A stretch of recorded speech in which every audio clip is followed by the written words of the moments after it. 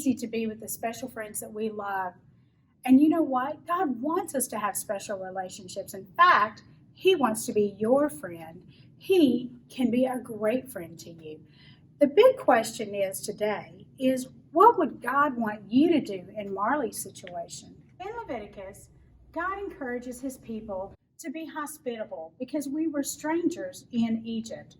Just like in Joseph's testimony, he was a stranger in the land as well. His brothers, remember the story about his brothers were jealous and they sold him into slavery, and he was kidnapped and taken to Egypt.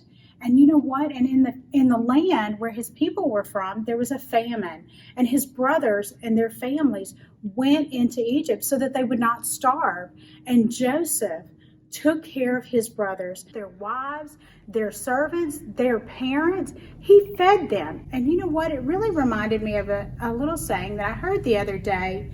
We like because of, and we love in spite of. Wow.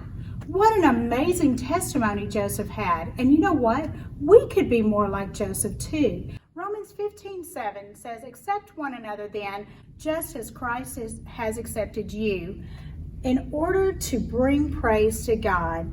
You know, Christ was the best example of helping us to love and embrace diversity. So let's work on being kind and compassionate to others, accepting others that may not look like you or dress like you or act like you. So my challenge for you and within your family to have the discussion of maybe some great examples of ways that you can love and accept others in your bubble and bring them into your community. Hey guys, so this week we have a really cool theme of acceptance, and the verse I want to talk about is Luke 14:13-14.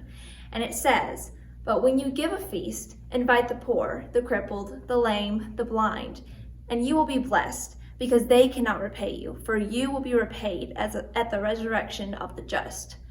Now, I know acceptance can be kind of a tricky word, but really what it means is kindness. And just as Jesus shows kindness to us, we need to show it to everyone else. Wow, what an awesome lesson. We need to be like Joseph and be welcoming to all people, whether they've hurt us or not. Stay tuned for the next choice, respect versus disrespect.